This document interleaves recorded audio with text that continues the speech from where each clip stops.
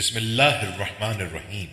السلام علیکم دوستو، آج کی اس ویڈیو میں ہم آپ کو بتائیں گے کہ بنی اسرائیل کون ہے، یہ کس نبی کی اولاد میں سے ہے، بنی اسرائیل کے عقائد کیا ہیں، بنی اسرائیل میں اللہ تعالیٰ نے اپنے کون سے نبی بھیجے اور انہیں کون سی کتابیں عطا کی، بیت المقدس کو لے کر یہ امت محمدی کے ساتھ کیوں جھگڑتی رہتی ہے۔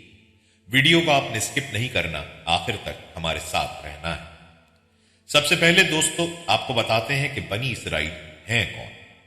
اسرائیل عبرانی زبان کا لفظ ہے جس کی معنی عبداللہ یا اللہ کا برگزیدہ بندہ ہے۔ یہ حضرت یعقوب بن اسحاق بن ابراہیم کا لقب ہے۔ ایل عبرانی میں اسماء باری تعالیٰ میں سے ہے اور اسر کے معنی عبد یا برگزیدہ بندے کے ہیں۔ حضرت ابراہیم علیہ السلام کا وہ خاندان جو ان کے پوتے حضرت یعقوب بن اسحاق سے تھا بنو اسرائیل کہلایا۔ حضرت نوح کے بعد حضرت ابراہیم پہلے نبی ہیں جن کو اللہ تعالیٰ نے اسلام کی عالمگیر دعوت کے لیے مقرر کیا، جس کے لیے انہوں نے عراق سے مصر اور وہاں سے شام و فلسطین اور پھر عرب کے ریگستان کو اپنی دعوت و تبلیغ کا مرکز بنایا۔ عرب کے مرکز مکہ المکرمہ میں اپنے بڑے بیٹے حضرت اسماعیل، شام و فلسطین میں اپنے دوسرے بیٹے حضرت اسحاق اور شرق اردن میں اپنے بھتیجے حضرت لوط کو مامور فرمایا۔ پھر اللہ کے حکم سے مکے میں اللہ کا گھر کعبہ تعمیر کیا جو اس مشن کا مرکز قرار پایا۔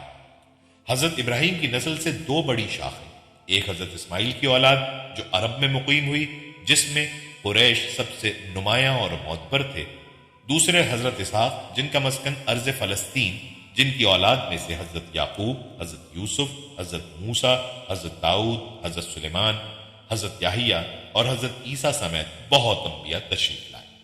حضرت یعقوب کے لقب اسرائیل کے سبب یہ نسل بنی اسرائیل کہلائی۔ حضرت یعقوب کے 12 بیٹے تھے۔ دوستو حضرت یوسف اور ان کے چھوٹے بھائی بنیامین کی والدہ ایک تھی، باقی 10 بھائی حضرت یعقوب کی دوسری بیویوں میں سے تھے۔ فلسطین میں حضرت یعقوب کا قیام حبرون یعنی موجودہ الخلیل کی وادی میں تھا، جہاں حضرت اسحاق اور ان سے پہلے حضرت ابراہیم بھی قیام فرما رہے۔ حضرت یعقوب کی کچھ اراضی موجودہ نابلس میں بھی تھی۔ حضرت یعقوب کے بیٹے حضرت یوسف کو مصر میں بڑی ثروت اور عروج میسر آیا۔ یہ خطہ اس زمانے کی مہذب دنیا میں سب سے ممتاز اور معتبر حیثیت کا حامل تھا۔ انبیاء علیہ السلام کا اصل دین خواہ وہ حضرت موسیٰ سے پہلے ہو یا بعد، وہ اسلام ہی تھا۔ ان انبیاء میں سے کوئی بھی یہودی نہ تھا، نہ ان کے زمانے میں یہودیت کا کوئی وجود تھا۔ اس ٹائٹل کا معروف ہونا بہت بعد کا قصہ ہے، جس کی نسبت دراصل حضرت یعقوب کے چوتھے بیٹے یہودا کی طرف ہے۔ حضرت سلیمان کے بعد جب ان کی سلطنت 2 ٹکڑوں میں تقسیم ہوئی تو یہودا کا خاندان جس خطے کا مالک بنا وہ یہودیہ کے نام سے موسوم ہوا، جبکہ بنی اسرائیل کے دیگر قبائل کا تعلق خطہ سامریہ سے معروف ہے۔ اس کے بعد بتدریج ان اسرائیلی قبائل کی دیگر ذیلی شناختیں گم ہوتی گئیں اور ان سب پر یہودی کا اطلاق ہونے لگا۔ اس نسل کے اندر کاہنوں، ربیوں اور احبار نے اپنے اپنے خیالات اور رجحانات کے مطابق عقائد و رسومات اور مذہبی ضوابط کا جو ڈھانچہ 100 برس میں تیار کیا وہی یہودیت سے موسوم ہو گیا۔ یہود اور نصارہ قدیمی طور پر بنو اسرائیل حضرت یعقوب کی اولاد میں سے ہی تھے۔ حضرت عیسیٰ بھی بنو اسرائیل ہی کی طرف رسول بنا کر بھیجے گئے تھے۔ ان میں سے ایک گروہ ایمان لایا اور یہ لوگ نصارہ اور حواری کہلائے، اور ایک گروہ نے انہیں رسول ماننے سے انکار کیا جو یہودیت پر قائم رہے۔ حضرت یوسف علیہ السلام تقریباً 1900 قبل مسیح میں 17 برس کی عمر میں کنویں میں پھینکے گئے جو کہ سکہ میں موجودہ الخلیل سے قریب تر تھا۔ جس قافلے نے انہیں کنویں سے نکالا وہ شرق اردن سے آ رہا تھا اور مصر کی طرف جا رہا تھا۔ اس زمانے میں مصر کا دارالسلطنت ممفس یعنی منف تھا، جس کے کھنڈر قاہرہ کے جنوب میں تقریباً 20 کلومیٹر کے فاصلے پر موجود ہے۔ حضرت یوسف قید و بند کے بعد تقریباً 30 سال کی عمر میں تخت اقتدار پر متمکن ہوئے اور 80 سال تک بلا شرکت غیر تمام مملکت مصر پر حاکم رہے۔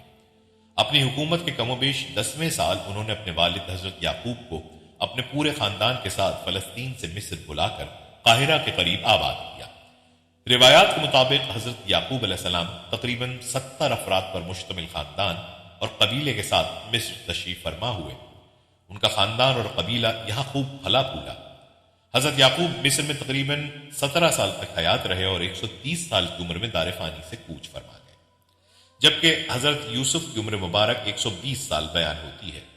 حضرت یوسف علیہ السلام اور آپ کے بعد آپ کے خاندان کو اس خطے میں بڑا عروج اور اثر و رسوخ میسر رہا۔ ملک کی اکانومی اور اقتدار پر ان کا قبضہ تھا۔ یہ سلسلہ کم و بیش حضرت موسیٰ کے ظہور تک جاری رہا۔ اسی دور میں اس خطے میں ایک قوم پرستانہ تحریک اٹھی، جس کے سبب بنی اسرائیل کا حاشیہ تنگ ہونا شروع ہو گیا اور ان پر ظلم و ستم کا آغاز ہوا، جس کے نتیجے میں بالآخر قبطیوں نے دوبارہ قوت حاصل کر لی۔ ان کے لڑکوں کو قتل کرنے اور عورتوں کو مقامی آبادی کے تصرف میں لانے کا سلسلہ شروع ہو گیا۔ بنی اسرائیل جائیدادوں سے محروم اور زرخیز زمینوں سے بے دخل اور حکومتی منصبوں سے محروم کر دیے گئے۔ اس غلامی اور مایوسی کے دور میں حضرت موسیٰ پیدا ہوئے، جن کی قیادت میں یہ قوم غلامی کی حالت سے نکلی۔ ان پر اللہ کی طرف سے کتاب اور شریعت نازل ہوئی اور یہ دنیا میں ایک نامور قوم بن گئی۔ حضرت موسیٰ کی دعوت پر بھی چند نوجوانوں کے علاوہ بنی اسرائیل کی اکثریت نے انکار کیا۔ حضرت موسیٰ اور فرعون کے درمیان حق و باطل کی اس کشمکش میں بھی یہود اور قوم بنی اسرائیل گریز پائی گئی۔ پھر اللہ تعالیٰ کے حکم سے یہ لوگ مصر سے نکلے۔ ان کی سرکوبی کے لیے فرعون اور اس کا لشکر نیل کی موجوں کی نظر ہو گیا اور بنی اسرائیل فلسطین کی طرف روانہ ہو گئے۔ فلسطین میں جو مختلف قومیں آباد تھیں، ان میں بدترین شرک پایا جاتا تھا۔ حضرت موسیٰ نے بنی اسرائیل کو ہدایات دی تھی۔ ان میں واضح طور پر حکم تھا کہ تم ان قوموں پر غلبہ پا کر شرک و بت پرستی کا خاتمہ کر دینا، لیکن انہوں نے حضرت موسیٰ کی اس بات کو فراموش کر دیا، جس کے سبب بنی اسرائیل بھی شرک اور دیگر اخلاقی بدعمالیوں میں مبتلا ہو کر حد درجے مغلوبیت کا شکار ہو گئے۔ آخر کو سن 1020 قبل مسیح میں حضرت سیموئل نے طالوت کو بنی اسرائیل کا بادشاہ نامزد کیا، جس کی قیادت میں بنی اسرائیل ایک متحدہ سلطنت کے قیام کے لیے یکسو ہوئے۔ طالوت اور جالوت کے لشکر آمنے سامنے ہوئے۔ حضرت داؤد اس وقت ایک کمسن نوجوان تھے۔ آپ عین اس وقت طالوت کے لشکر میں پہنچے جبکہ دوسری طرف فوج کا کمانڈر اور گرانڈیل پہلوان جالوت بنی اسرائیل کی فوج کو دعوت مبارزت دے رہا تھا اور اسرائیلیوں میں سے کسی کو سامنے آنے کی ہمت نہ ہو رہی تھی۔ حضرت داؤد بے محابہ اس کے مقابلے پر میدان میں آ نکلے اور اس کو قتل کر دیا۔ دوستو، جب حضرت داؤد علیہ السلام نے انتہائی طاقتور دیو ہیکل جالوت یعنی گولایت کو اللہ کی نصرت سے غلیل سے پتھر مار کر گرا دیا، تو فلسطین کے بادشاہ سول نے حسب وعدہ ان کی شادی اپنی بیٹی مشل سے کر دی۔ سول کے مرنے کے بعد حضرت داؤد علیہ السلام فلسطین کے بادشاہ بنے۔ حضرت داؤد علیہ السلام کی وفات کے بعد ان کے بیٹے حضرت سلیمان علیہ السلام فلسطین کے بادشاہ بنے۔ اللہ سبحانہ وتعالیٰ نے ہوا، جن اور ہر قسم کے جانور حضرت سلیمان علیہ السلام کے تابع کر دیے تھے۔ دوستوں، مسلمانوں اور یہودیوں کے اس تنازع کی ابتدا دراصل حضرت ابراہیم علیہ السلام سے ہوتی ہے۔ اس کے بارے میں تفصیل سے آپ دوستوں کو بتائیں گے۔ حضرت یعقوب علیہ السلام اسحاق علیہ السلام کے بیٹے اور ابراہیم علیہ السلام کے پوتے۔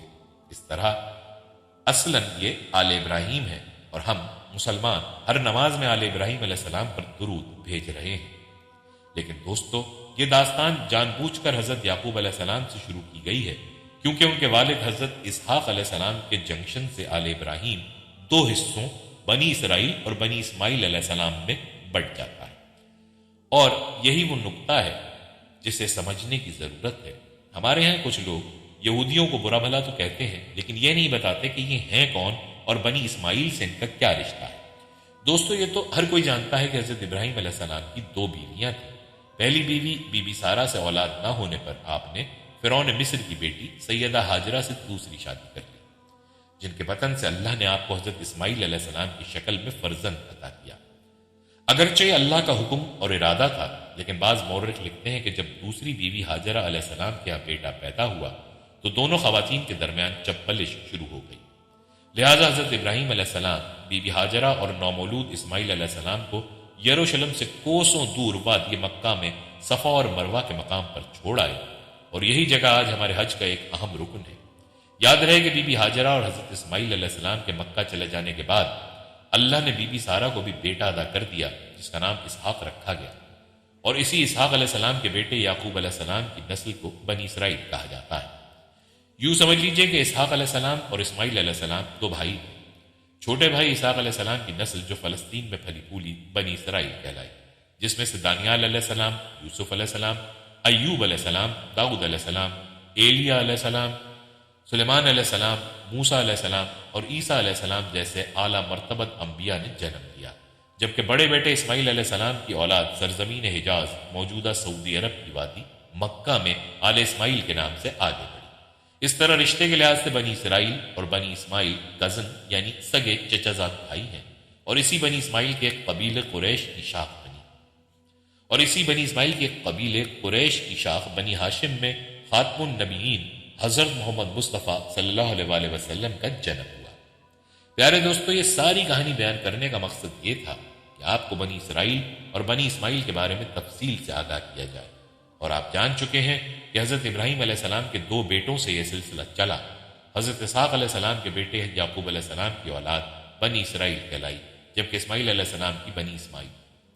اب آپ کو موجودہ دور کے یہودیوں کے بارے میں بتاتے ہیں جو خود کو بنی اسرائیل کہتے ہیں۔ ان یہودیوں اور عربوں یعنی مسلمانوں میں جو جھگڑا چل رہا ہے، اس جھگڑے کی اصل وجہ حضرت یعقوب علیہ السلام پر وحی ہونے والے وہ جملے ہیں جن کا تذکرہ ویڈیو کے آغاز میں ہوا تھا، کہ جب حضرت یعقوب علیہ السلام نے ماموں کے گھر جاتے ہوئے راستے میں پتھر پر سر رکھ کر رات گزاری اور وہ خواب دیکھا جس میں اللہ نے انہیں بشارت دی کہ میں تجھے برکت دوں گا، تیری اولاد کو کثیر کر دوں گا، اور یہ زمین تیرے لیے کر دوں گا اور تیرے بعد تیری اولاد کے لیے۔ پیارے دوستو، اسی خدائی دعوے کی روایت کو لے کر یہودی یا بنی اسرائیل یہ دعویٰ لیے گھوم رہے ہیں کہ اللہ نے تو ہمارے دادا یعقوب بن اسحاق سے برکت کا عہد کیا تھا، لہٰذا بنی اسرائیل سے باہر بالخصوص بنی اسماعیل سے کیسے کوئی نبی آ سکتا ہے، اور یہ زمین یعنی فلسطین تو اس وقت سے ہمارے نام ہبا کر دی گئی تھی، لہٰذا ہم بنی اسماعیل کے نبی یعنی حضرت محمد صلی اللہ علیہ وآلہ وسلم کو مانتے ہیں، اور نہ ہی حضرت فلسطین کو چھوڑنے کے لیے تیار ہیں، کیونکہ یہ ہمارے دادا یعقوب علیہ السلام کو اللہ نے خود عطا کی ہے۔ دوستو، آپ کی آگاہی کے لیے یہاں بھی بتاتے چلیں کہ بنی اسرائیل یعنی یہودی اسماعیل علیہ السلام کی والدہ بی بی ہاجرہ علیہ السلام کو لونڈی کا درجہ دیتے ہیں۔ اسرائیلی لٹریچر کے مطابق فرعون مصر نے ان کے پردادا حضرت ابراہیم علیہ السلام کو لونڈی عطا کی تھی، اور لونڈی کبھی مالکن یعنی سارا والدہ اسحاق علیہ السلام کی ہم مرتبہ نہیں ہو سکتی۔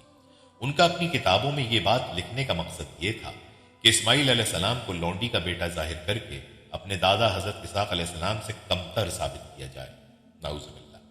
پیارے دوستو، مستند روایات کے مطابق دراصل ہوا یوں تھا کہ حضرت ابراہیم علیہ السلام تبلیغ اسلام کی وجہ سے عراق کے بادشاہ نمرود کے ظلم و ستم کا نشانہ بنے، اور تنگ ہو کر جب اپنا آبائی وطن بابل چھوڑنے پر مجبور ہوئے تو اپنی اہلیہ بی بی سارہ علیہ السلام کو لے کر فلسطین کی طرف نکل پڑے۔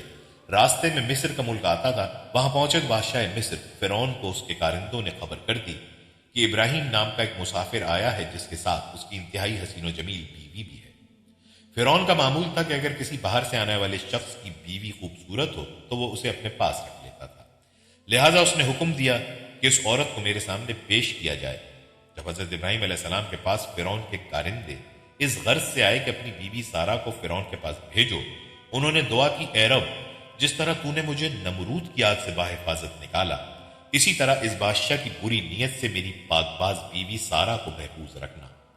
کیونکہ آپ مسافر اور اکیلے تھے، لہٰذا بے بسی کی حالت میں بیوی سارہ کو فرعون کے دربار میں روانہ کر دیا۔ جب پیغمبر خدا کی بیوی فرعون کے سامنے گئیں تو وہ ان کے حسن و جمال کو دیکھ کر دیوانہ ہو گیا اور خراب نیت سے ان کی طرف بڑھنے لگا۔ یہ دیکھ کر بی بی سارہ نے نماز پڑھنی شروع کر دی اور اللہ سے دعا کی کہ اے مالک، میں نے اپنے خاوند کے سوا کسی کو نہیں دیکھا، مجھے فرعون کے غلط ارادے سے محفوظ رکھنا۔ جب نماز سے فارغ ہوئی تو فرعون نے پھر ہاتھ بڑھایا، لیکن اسی دوران اسے عذاب الہی نے آن لیا اور وہ بے ہوش ہو کر گر پڑا۔ مورخین لکھتے ہیں کہ اس کے منہ سے جھاگ نکلنے لگی اور قریب تھا کہ وہ مر جاتا۔ یہ دیکھ کر سارہ علیہ السلام پریشان ہو گئی کہ اگر یہ مر گیا تو بادشاہ کے قتل کا الزام مجھ پر عائد ہوگا۔ انہوں نے پھر اللہ سے دعا کی کہ اسے ٹھیک کر دے۔ جب وہ ٹھیک ہو گیا تو اس نے دوبارہ وہی حرکت کی اور سارہ علیہ السلام کو دوبارہ دعا کرنا پڑی۔ جب 2 دفعہ عذاب سے گزرا تو اسے یقین ہو گیا کہ یہ عورت انسان نہیں بلکہ جنات میں سے ہے۔ اس نے اپنے کارندوں سے کہا، تم تو کسی جن کو میرے پاس لے آئے ہو اور اسے واپس اس کے خاوند کے پاس لے جاؤ۔ وہ سارہ علیہ السلام کی شخصیت اور کرشمات سے اس قدر متاثر ہوا کہ جاتے ہوئے اس نے اپنی بیٹی ہاجرہ علیہ السلام انہیں تحفے میں دے دی، جسے بی بی سارہ علیہ السلام نے حضرت ابراہیم علیہ السلام کی خدمت میں پیش کیا اور انہوں نے اس سے نکاح کر لیا، کیونکہ تب تک ان کی کوئی اولاد نہ تھی، اور اس طرح بی بی ہاجرہ علیہ السلام کے بطن سے اللہ نے حضرت ابراہیم علیہ السلام کو پہلا بیٹا عطا کیا جس کا نام اسماعیل رکھا گیا۔ یاد رہے کہ اس واقعے کے پیش نظر بنی اسرائیل نے فرعون کی بیٹی ہاجرہ علیہ السلام کو قصداً کنیز لکھا بحوالہ بائبل، تاکہ اس کی اولاد یعنی بنی اسرائیل کا مرتبہ کمتر کیا جا سکے۔ دوستو یاد رہے کہ مقام و مرتبہ تو اللہ کی طرف سے ہے جو اللہ تعالیٰ نے ہر نبی کے لیے عطا فرمایا ہے۔ سب نبیوں کا سردار اللہ تعالیٰ نے حضرت محمد صلی اللہ علیہ وآلہ وسلم کو قرار دیا ہے، جو حضرت اسماعیل علیہ السلام کی اولاد میں پیدا ہوئے۔ لیکن یہودیوں میں یعنی بنی اسرائیل میں یہ تعصب پایا جاتا ہے کہ نبی آخر الزماں صلی اللہ علیہ وآلہ وسلم جو کہ سردار الانبیاء بھی ہیں، وہ ان کے قبیلے میں کیوں نہیں مبعوث ہوئے، اور یہی وجہ ہے عربوں یعنی مسلمانوں اور یہودیوں کے بیچ لڑائی اور اختلاف کہ وہ حضرت اسحاق علیہ السلام کے علاوہ کسی کو اہمیت نہیں دیتے اور نہ ہی بنی اسرائیل سے باہر کسی کو نبی تسلیم کرتے ہیں۔ اور آپ کو بتاتے چلیں کہ یہودی اس بات پر بھی اصرار کرتے ہیں کہ حضرت ابراہیم علیہ السلام نے اللہ کے حکم سے جس بیٹے کو قربان کرنا چاہا وہ اسحاق تھے، نہ کہ اسماعیل، جیسا کہ ہم مسلمانوں کا عقیدہ ہے۔ رہی بات ارض فلسطین کی، تو اسے وہ خدا کی طرف سے انعام اور آل یعقوب یعنی بنی اسرائیل ہونے کی وجہ سے اپنی وراثت خیال کرتے ہیں۔ دوستو وراثت سے یاد آیا کہ یہودی ہم مسلمانوں اور مسیحیوں کی طرح کسی تبلیغ کے نتیجے میں دوسرے مذہب کو چھوڑ کر یہودی نہیں ہوئے، بلکہ ان کا دعویٰ ہے کہ وہ سب کے سب حضرت یعقوب علیہ السلام کی اولاد ہیں، اسی لیے انہیں بنی اسرائیل کہا جاتا ہے۔ پیارے دوستو بات ہو رہی تھی حضرت یعقوب علیہ السلام کی وطن واپسی کی۔ ان کی داستان بیان کرتے کرتے بیچ میں کچھ ضروری باتوں کا تذکرہ کرنا پڑا۔ دوستو روایات بتاتی ہیں کہ بیت المقدس کی تعمیر کے بعد وہیں پر حضرت یوسف علیہ السلام کی والدہ راحیل کے ہاں دوسرے بیٹے بنیامین کی ولادت ہوئی اور دوران زچگی راحیل کا انتقال ہو گیا۔ حضرت یعقوب علیہ السلام نے اپنی چہیتی بیوی راحیل کو بیت المقدس میں ہی دفن کر کے ان کے سرانے نشانی کے طور پر ایک پتھر گاڑ دیا جو اب تک موجود ہے۔ کہا جاتا ہے کہ یعقوب علیہ السلام کو اپنی بیوی راحیل سے اس قدر محبت تھی کہ ان کی وفات سے سخت رنجیدہ ہوئے اور بیت المقدس کو چھوڑ کر اپنے والد حضرت اسحاق علیہ السلام کے پاس حبرون یعنی الخلیل شہر آ گئے۔ ان کا بڑا بھائی محیز بھی وہاں آ گیا اور دونوں بیٹوں کی موجودگی میں حضرت اسحاق علیہ السلام 180 سال کی عمر میں انتقال کر گئے۔ یاد رہے حضرت ابراہیم علیہ السلام اور جناب عیسیٰ علیہ السلام کی قبریں اسی شہر میں ہیں جسے یہودی حبرون اور مسلمان الخلیل کے نام سے پکارتے ہیں۔ دوستو بنیادی طور پر یہ تین مذاہب مسیحیت، یہودیت یا اسلام کے بجائے دو نسلوں یعنی بنی اسرائیل اور بنی اسماعیل کا تنازع تھا۔ بنی اسرائیل اپنے آپ کو خدا کی برگزیدہ قوم سمجھتی ہے۔ توریت اور انجیل مقدس میں آخری پیغمبر کے بارے میں تفصیلی ذکر موجود تھا۔ آپ صلی اللہ علیہ وآلہ وسلم کی نشانیاں بھی ہو بہو وہی تھیں جو ان مقدس کتابوں میں درج تھیں، لیکن چونکہ شروع سے سارے انبیاء اور پیغمبر بنی اسرائیل میں آتے رہے، لہٰذا انہیں یقین کامل تھا کہ آخری نبی کا نزول بھی یہیں سے ہوگا۔ لیکن جب آپ کی پیدائش مکہ میں بنی اسماعیل کے قبیلے میں ہوئی تو زیادہ تر یہودی علماء جان بوجھ کر انجان بن گئے۔ دوستو یہ تو تھا تذکرہ بنی اسرائیل اور بنی اسماعیل کے آپس کے تنازعات کا۔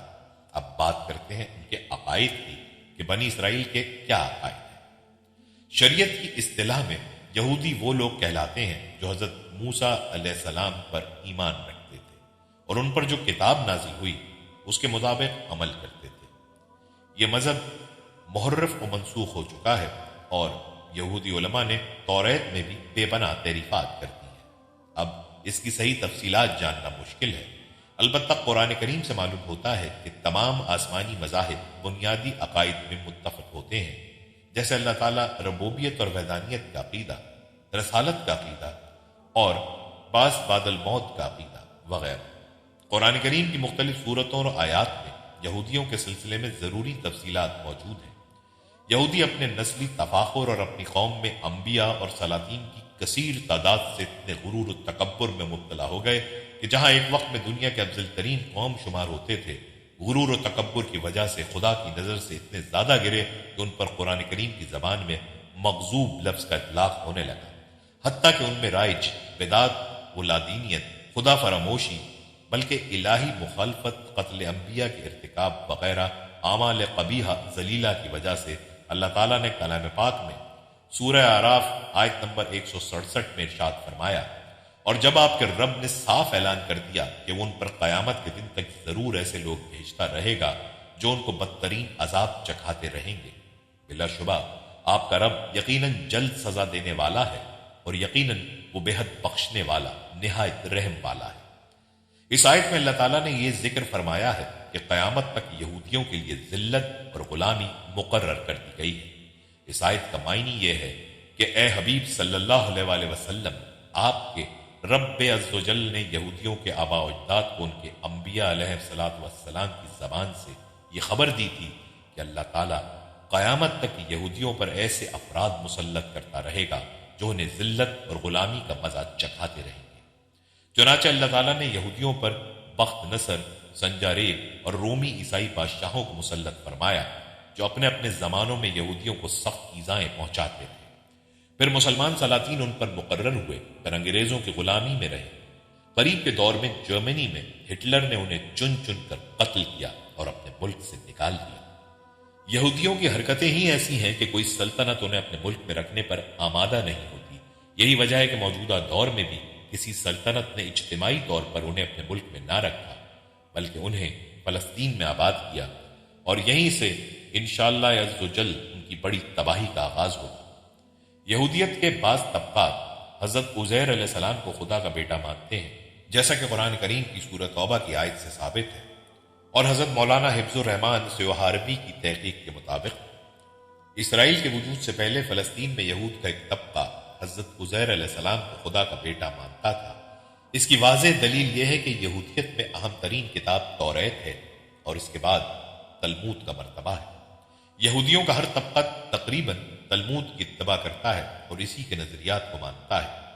یہودی مذہب حضرت آدم علیہ السلام سے لے کر عہد نامہ قدیم کے سب سے آخری نبی ملیکی علیہ السلام تک کی سب نبیوں پر ایمان لانے کے لیے اصرار کرتا ہے، لیکن حضرت زکریا، یحییٰ، عیسیٰ اور حضرت محمد مصطفیٰ صلی اللہ علیہ وآلہ وسلم پر ایمان لانے کے لیے بالکل مصر نہیں، بلکہ ایک یہودی کے لیے ان جلیل القدر انبیاء پر ایمان لانا بالکل ضروری نہیں۔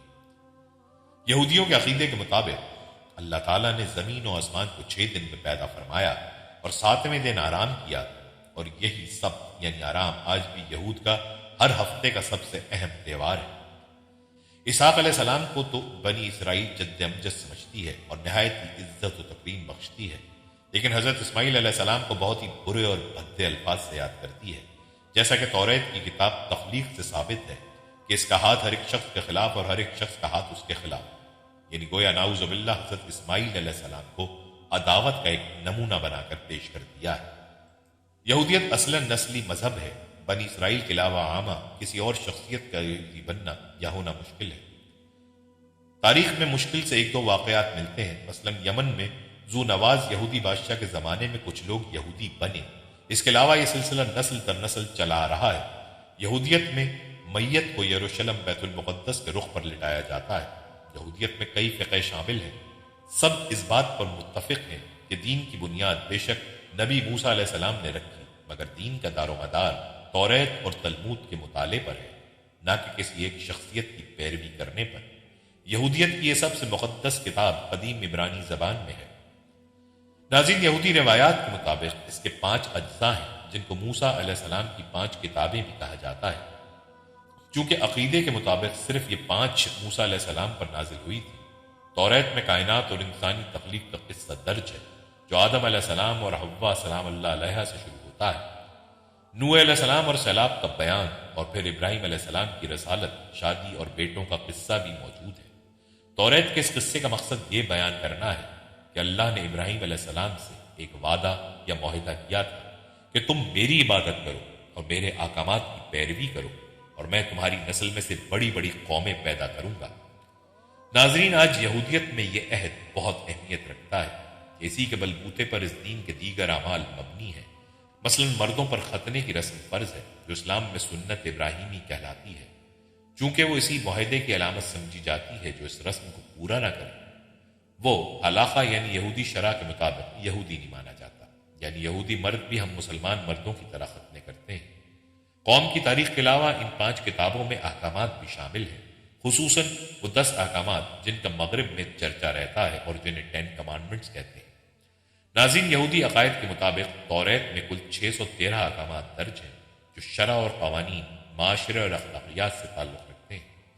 عبرانی زبان میں توریت کے لغوی معنی ہے سبق، چنانچہ توریت میں وہ سب کچھ ہے جس سے ایک دینی قوم کو سبق ہو اور جس پر تاریخ اور شریعت کی بنیاد کھڑی ہو۔ ناظرین، اب بات کرتے ہیں یہودیوں کی عبادت۔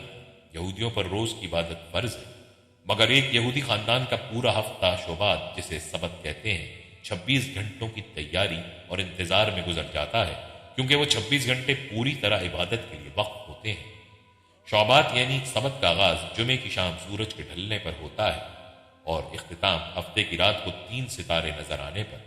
اس عبادت کے دوران یہودی مذہب کے پیروکار پیسے کمانے والے کام نہیں کرتے، پیسوں کے ذکر سے پرہیز کرتے ہیں، بجلی کو نہیں چھیڑتے، یعنی جو بتیاں جلی ہیں ان کو بجھاتے نہیں اور جو بجھی ہیں ان کو جلاتے نہیں، آگ سے آگ نہیں جلاتے، یعنی چولہا بند رہتا ہے، گاڑی نہیں چلاتے اور دیگر پابندیاں۔ ناظرین، روز کی 3 عبادات یہودی مذہب کے اندر مقرر ہیں، جن میں سے صبح اور دوپہر کی فرض ہیں اور شام کی اپنے آپ پر واجب کی جا سکتی ہیں۔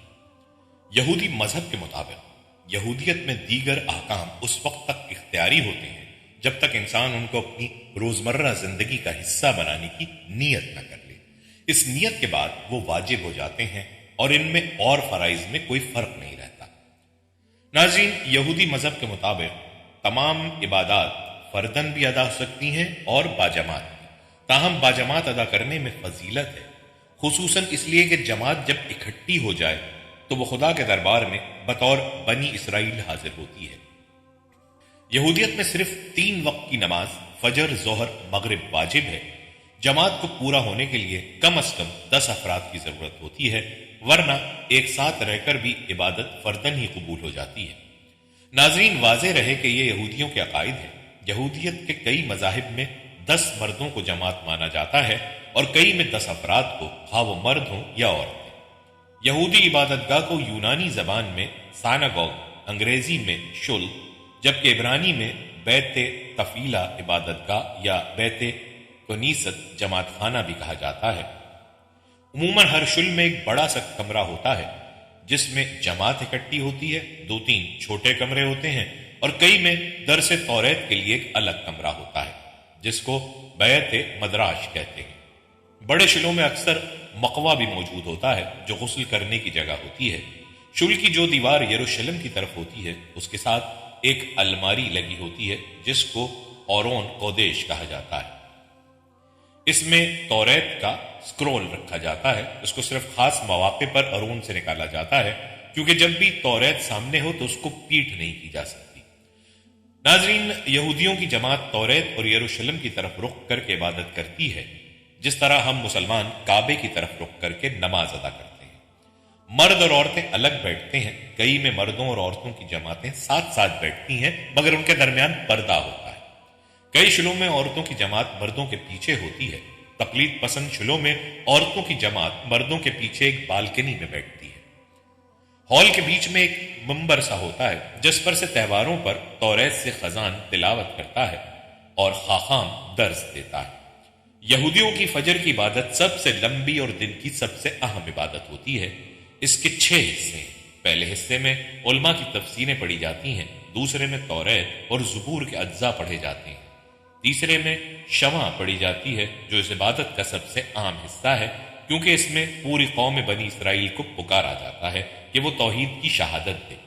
اس کے بعد آمیدہ پڑھی جاتی ہے اور پھر مسیحا کی آمد کی دعا کی جاتی ہے جو زبور میں سے پڑھی جاتی ہے۔ آخر میں بنی اسرائیل کے فرائض کو دہرایا جاتا ہے اور توحید کی شہادت بھی دہرائی جاتی ہے۔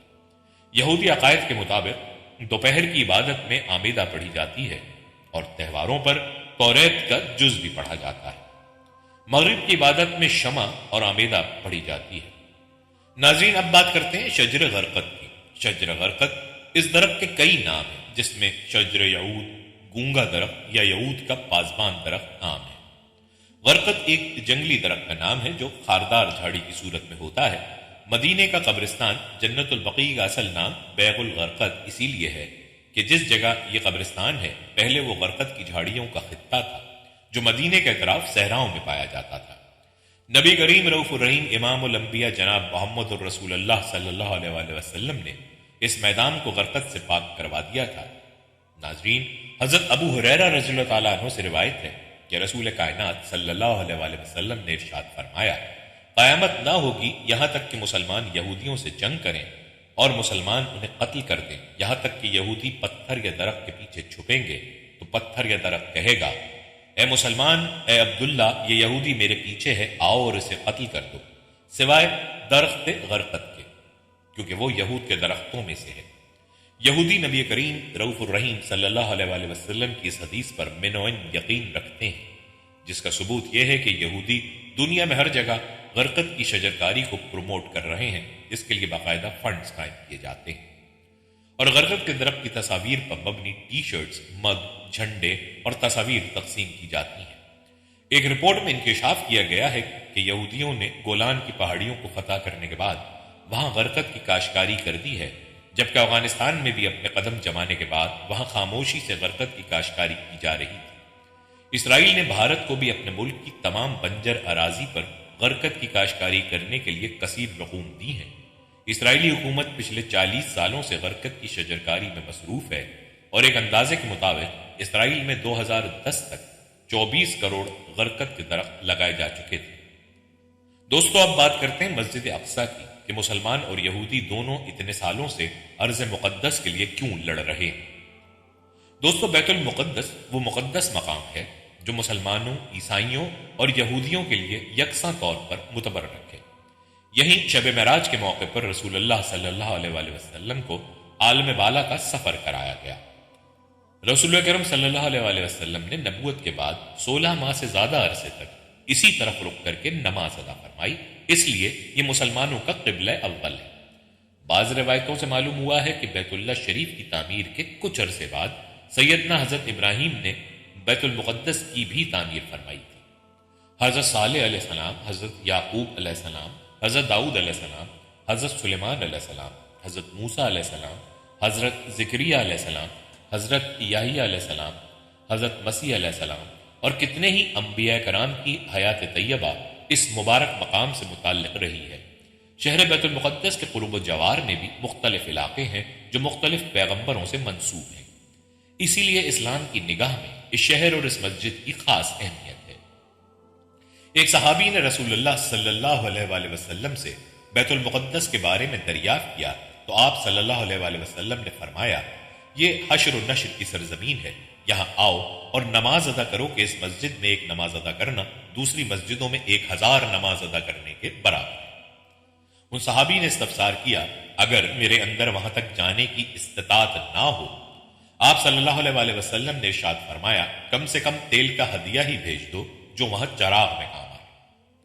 حضرت عبداللہ بن عمر سے مروی ہے کہ آپ صلی اللہ علیہ وآلہ وسلم نے فرمایا، جب حضرت سلیمان علیہ السلام بیت المقدس کی تعمیر سے فارغ ہوئے تو اللہ تعالیٰ سے دعا فرمائی۔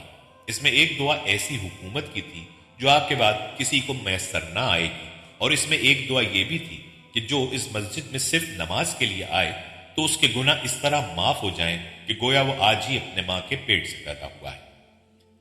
رسول اللہ صلی اللہ علیہ وآلہ وسلم نے فرمایا کہ 3 دعاؤں میں سے 2 تو مقبول ہو گئی، اور مجھے امید ہے کہ یہ تیسری دعا جو مغفرت سے متعلق تھی وہ بھی مقبول ہو گئی ہوگی۔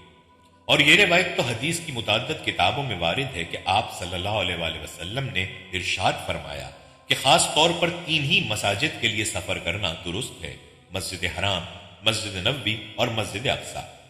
اس لیے مسلمانوں کو اس مقدس اور متبرک مقام سے ہمیشہ قلبی اور جذباتی تعلق رہا ہے۔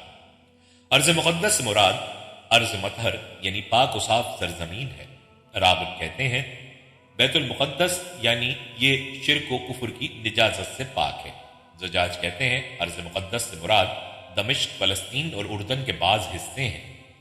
حضرت قتادہ سے مروی ہے، اس سے ملک شام مراد ہے۔ ابن عساکر نے معاذ بن جبل رضی اللہ تعالیٰ عنہ سے روایت کی ہے کہ ارض مقدس عریش سے فرات تک کی سرزمین کو کہتے ہیں۔ سرزمین فلسطین کو ارض مقدس صرف قرآن مجید میں ایک جگہ پر کہا گیا ہے۔ سورہ المائدہ آیت نمبر 21 میں اللہ عز و جل کا ارشاد گرامی ہے، اے میری قوم، اس مقدس سرزمین میں داخل ہو جاؤ جو اللہ نے تمہارے واسطے لکھ دی ہے، اور اپنی پشت کے بل پیچھے نہ لوٹو، ورنہ پلٹ کر نامراد ہو جاؤ۔ یہ سرزمین جس کے تقدس اور تبرک کا تذکرہ قرآن کریم میں بار بار آیا ہے، جس کے مسلمانوں کے بطور وارث ہونے کا تذکرہ قرآن مجید نے کیا ہے، یہ مسلمانوں کے ہاں نہایت متبرک اور مقدس گردانی جاتی ہے۔ اس لیے مسلمانوں کو اس مقدس اور متبرک مقام سے ہمیشہ قلبی اور جذباتی تعلق رہا۔ اسلام سے پہلے یہ شہر بار بار تاراج کیا جاتا رہا، خاص کر 6 صدی قبل مسیح بابل کے حکمران بخت نصر نے شہر اور اس کے مقدس مقامات کی جس طرح اینٹ سے اینٹ بجائی اور 1 لاکھ یہودیوں کو قید کر کے بابل لے گیا، وہ تاریخ کے اہم واقعات میں سے ایک ہے۔ یہودی جو اپنے آپ کو اس شہر کا اصل وارث سمجھتے ہیں، صرف چند سال ہی شہر پر برسر اقتدار رہے۔ دوستو، مسجد اقصی یہودیوں کے لیے بھی مقدس ترین مقام ہے۔ مقدس مقام جسے یہودیوں کے لیے ٹیمپل ماؤنٹ اور مسلمانوں کے لیے الحرم الشریف کے نام سے جانا جاتا ہے، اس میں مسجد اقصی اور ڈوم آف دی راک شامل ہے۔ ڈوم آف دی راک کو یہودیت میں مقدس ترین مقام کا درجہ دیا گیا ہے اور مسلمان بھی اسے مقدس مقام مانتے ہیں۔ مسجد اقصی اور ڈوم آف دی راک جو 7ویں صدی میں تعمیر کیا گیا تھا، مسلمانوں کے لیے یروشلم کے الحرم الشریف کے نام سے مشہور مقدس مقام میں شامل ہے۔ یہاں سے حضرت محمد صلی اللہ علیہ وسلم معراج پر گئے تھے اور یہیں آپ نے انبیاء کرام علیہ السلام کی امامت بھی کروائی تھی، اور اس جگہ کا تذکرہ قرآن پاک سورہ اسراء میں موجود ہے۔ آیت نمبر 1 میں ارشاد باری تعالیٰ ہے، پاک ہے وہ ذات جس نے راتوں رات اپنے بندے کو مسجد حرام سے مسجد اقصی تک سیر کرائی، جس کے ارد گرد ہم نے برکت رکھی ہے تاکہ ہم اسے اپنی کچھ نشانیاں دکھائیں، بے شک وہ سننے والا دیکھنے والا ہے۔ دوستو، یہودیوں کا خیال ہے کہ بائبل میں مذکور یہودی مندر یہاں واقع تھے، لیکن یہودیت کے عقائد کے مطابق یہ جگہ اتنی مقدس ہے کہ لوگوں کو یہاں داخل نہیں ہونا چاہیے۔ اس کمپلیکس کی مغربی دیوار کو ویلنگ دیوار یا دیوار گریہ کے نام سے جانا جاتا ہے۔ یہودی روایات کے مطابق اس دیوار کی تعمیر حضرت سلیمان علیہ السلام نے کی اور موجودہ دیوار گریہ اسی دیوار کی بنیادوں پر قائم ہے۔ یہودیوں کا انتہائی اہم مذہبی فریضہ ہے۔ ان کے عقیدے کے مطابق یہ دیوار دراصل تباہ شدہ ہیکل سلیمانی کا باقی رہ جانے والا حصہ ہے۔ 2000 سال قبل مسیح میں بھی یہودی اس دیوار کے سامنے کھڑے ہو کر گریہ وزاری کرتے تھے۔ بطور احترام ان کے لیے اس دیوار اور عبادت گاہ کے قریب یرملکہ پہننا ضروری ہوتا ہے۔ ناظرین، یرملکہ سر پر چھوٹی ٹوپی جو یہودی مرد پہنتے ہیں، اس کو عبرانی زبان میں کپا کہا جاتا ہے۔ یہودی اس دیوار کے سامنے گریہ وزاری کر کے ہیکل سلیمانی کی تباہی پر اپنے دکھ اور پچھتاوے کا اظہار کرتے ہیں۔ یہ دیوار 488 میٹر طویل اور مختلف مقامات پر اس کی کم از کم بلندی 19 میٹر اور زیادہ سے زیادہ تقریباً 40 میٹر ہے۔ اس دیوار کے مغرب کی طرف ایک تنگ گلی نما راستہ ہے جسے البراق ایلی کہا جاتا ہے۔ یہ گلی 36 میٹر طویل اور صرف 3.6 میٹر چوڑی ہے۔ مسلمانوں کے عقیدے کے مطابق یہی وہ جگہ ہے جہاں براق کی سواری اتری تھی۔ دیوار گریہ پتھروں کی کل 45 تہوں پر مشتمل ہے، جن میں سے 28 تہیں زمین کے اوپر جبکہ 17 تہیں زمین کے نیچے ہیں۔ اس دیوار میں 4 قدیم گیٹ اور کچھ نئے گیٹ بھی موجود ہیں۔ ناظرین، پوری دنیا سے یہودی اس دیوار کے سامنے گریہ کرنے آتے ہیں اور ان کے لیے یہ دیوار مسلمانوں کے نزدیک خانہ کعبہ جتنی اہمیت اور عظمت رکھتی ہے۔ جو یہودی کسی وجہ سے دیوار گریہ تک رسائی نہیں رکھتے، ان کے لیے اسرائیلی حکومت کی طرف سے ایک ویب سائٹ پر 24 گھنٹے دیوار گریہ کے مناظر لائیو نشر کیے جاتے ہیں، جس پر یہودی دنیا کے کسی بھی ملک سے گریہ و دعا کر سکتے ہیں۔ دوستو، خیال کیا جاتا ہے کہ یہ یہودی مندر کا حصہ ہے، جبکہ مسلمان اسے دیوار البراق کہتے ہیں۔ مسلمان اس دیوار کو اس لیے مقدس کہتے ہیں کہ اس دیوار کو معراج مصطفیٰ صلی اللہ علیہ وآلہ وسلم سے نسبت ہے۔ شب معراج آقا نامدار فخر موجودات امام الانبیاء جناب محمد الرسول اللہ صلی اللہ علیہ وآلہ وسلم کی سواری براق یہیں آ کر کی تھی، اور یہاں پیارے آقا محمد صلی اللہ علیہ وآلہ وسلم نے اسی جگہ پر براق باندھا تھا اور معراج کا سفر کیا اور وہاں اللہ پاک سے ملاقات کی۔ اسی لیے اسے مسلمانوں کے لیے بہت مقدس سمجھا جاتا ہے۔ یہی وجہ ہے ان دونوں قوموں کے درمیان شدید تنازع کی کہ یہ جگہ دونوں ہی قوموں کے لیے بہت اہمیت رکھتی ہے۔ مسلمانوں نے مسجد اقصی کو 2 بار فتح کیا، ایک حضرت عمر فاروق رضی اللہ تعالیٰ عنہ کے دور حکومت میں اور دوسری بار صلاح الدین ایوبی کے دور حکومت میں۔ جب عمر فاروق کے دور میں مسلمانوں نے بیت المقدس فتح کیا تو حضرت عمر نے شہر سے روانگی کے وقت صخرہ اور براق باندھنے کی جگہ کے قریب مسجد تعمیر کرنے کا حکم دیا، جہاں انہوں نے اپنے ہمراہیوں سمیت نماز ادا کی۔ مسجد اقصی سے بالکل قریب ہونے کی وجہ سے یہی مسجد بعد میں مسجد اقصی کہلائی، کیونکہ قرآن مجید کی سورہ بنی اسرائیل کے آغاز میں اس مقام کو مسجد اقصی کہا گیا ہے۔ اس دور میں بہت سے صحابہ نے تبلیغ اسلام اور اشاعت دین کی خاطر بیت المقدس میں اقامت اختیار کی۔ مسجد اقصی کا بانی حضرت یعقوب کو مانا جاتا ہے اور اس کی تجدید حضرت سلیمان نے کی۔ بعد میں خلیفہ عبد الملک بن مروان نے مسجد اقصی کی تعمیر شروع کرائی اور خلیفہ ولید بن عبد الملک نے اس کی تعمیر مکمل کی اور اس کی تزئین و آرائش کی۔ عباسی خلیفہ ابو جعفر منصور نے بھی اس مسجد کی مرمت کرائی۔ پہلی صلیبی جنگ کے بعد جب عیسائیوں کا بیت المقدس پر قبضہ ہو گیا تو انہوں نے مسجد اقصی میں بہت رد و بدل کیا۔ انہوں نے مسجد میں رہنے کے لیے کئی کمرے بنا لیے اور اس کا نام معبد سلیمان رکھا۔ نیز متعدد دیگر عمارتوں کا اضافہ کیا جو بطور جائے ضرورت اور اناج کی کوٹریوں کے استعمال ہوتی تھی۔ انہوں نے مسجد کے اندر اور مسجد کے ساتھ ساتھ گرجا بھی بنا لیا۔ سلطان صلاح الدین ایوبی نے سن 1187 عیسوی میں فتح بیت المقدس کے بعد مسجد اقصی کو عیسائیوں کے تمام نشانات سے پاک کیا اور محراب اور مسجد کو دوبارہ تعمیر کیا۔ تاہم بعد میں یہودیوں نے اس پر دوبارہ قبضہ کر لیا اور یہ جگہ ابھی بھی یہودیوں کے قبضے میں ہے اور اس جگہ کو لے کر آج لڑائی ہو رہی ہے اور مسلمانوں کو ظلم و تشدد کا نشانہ بنایا جا رہا ہے۔ دوستو، یہ تھی کچھ معلومات بنی اسرائیل، بنی اسماعیل اور مسجد اقصی کے بارے میں۔